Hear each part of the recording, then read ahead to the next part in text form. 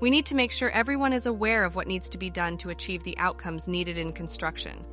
We need to better understand the challenges the construction industry faces, and then we need to find solutions. Technology, like the digital twin and the metaverse, can certainly help. The digital twin and the metaverse are poised to change how we build infrastructure in the future. In fact, predictions show the global digital transformation market will grow 23.1% from 2022 to 2030. With this will come the need for a lot of change. How do people need to change along with technology? Every technology is a people change, Yeah. right? It Exactly. always is. So it's not just technology change, it's training in empathy. It's training in patience. It's training in meeting people where they are. If I email you, you on my team need to know that I don't need an email back. You can IM me. You can text me. I don't even care if you use punctuation. Whatever you want. So I think it's being comfortable and empathetic with how people like to communicate and trying to communicate in the way that they want to communicate, not that you do, in order to get the whole technical adoption that you're looking for.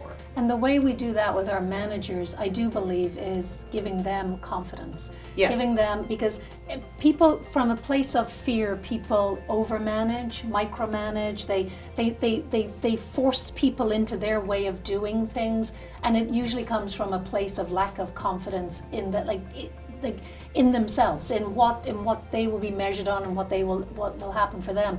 So very clear goals, but allowing people to get are encouraging people to get comfortable being a little uncomfortable, because the world will keep shifting. New people will come in, and we really have to understand what makes them tick. How can you get the best out of those people? It's not going to be the same thing for every single one, and it's not going to be the same thing that we grew up with, that sort of patterned out way of managing people. So we've seen exponential change since COVID, and we've seen things that we never would have seen, our medical records out there, and the people in the office have had to adjust to that, where our younger generation, it's all they're a digital environment and are comfortable. So you're saying that's where a lot of this is, because we still have workers working longer. So you have 5 generations working in the workforce that have never happened in our history. So that makes it difficult in yourself to try to get all of these different moving people, places, parts, technologies to come together. So a successful tech company like yourself has to understand that, has to be able to get the right people. But then you have people that say, this isn't for me because I don't even understand it. So you have to think that way. How do you get your workers, your partners, everybody then to come together? I mean, that's the challenge we're talking about right now. It's we can talk about technology, but you've always got to be talking about people, process, and technology. And we spend a lot of time talking internally about that, and we also spend a lot of time talking with our users about that, and recognizing that it's not just the technology, it's people, process, and the technology. And if we're going to make advancements, we have to be thinking along that three-legged stool, so to speak. It's just really important.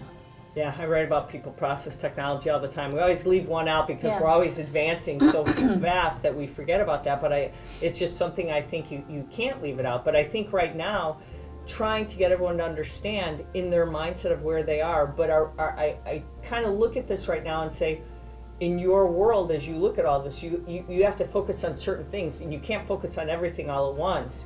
So are we moving so fast that sometimes things do get left behind, or you have to try to keep up all at once? I think you have to try to keep up. Yeah. It is a three-legged stool. If you leave one behind, it's over. Well, you find you quickly, as Claire said, figure out if you've left one out, and then you got to go grab it again. Yeah. Right. You got to go grab it and pull it in. And you were talking about these different generations, and I find that very interesting. I think engineering firms in particular are facing that today. I hear people talking about the generational gap, and understanding that generational gap is the key to solving it. So if you understand that you have that generational gap, then you can put programs in place, engineering firms can put programs in place that help facilitate closing that generational gap, where you pair a new engineer coming in with an engineer who has the expertise, because both can learn from each other. Yeah. The whole reverse mentorship. Yes. Exactly. But and to the point that Lori is making, I mean, we technology companies always need to be asking the question, what problem are we seeking to solve? And come at everything from that. It isn't a question of, let me build a tool and now let me find a problem I've got my solution. Now what problem could that solve? In reverse, we have to be understanding the problems all the time. And by doing that, we keep the three legs of those stools always in mind, because we're understanding the problem from those angles, and we have to. As fast as we have to move, sometimes you have to slow down to move fast, and that's what we have to end up doing, not to outpace ourselves. It's interesting hearing you all talk about being intentional.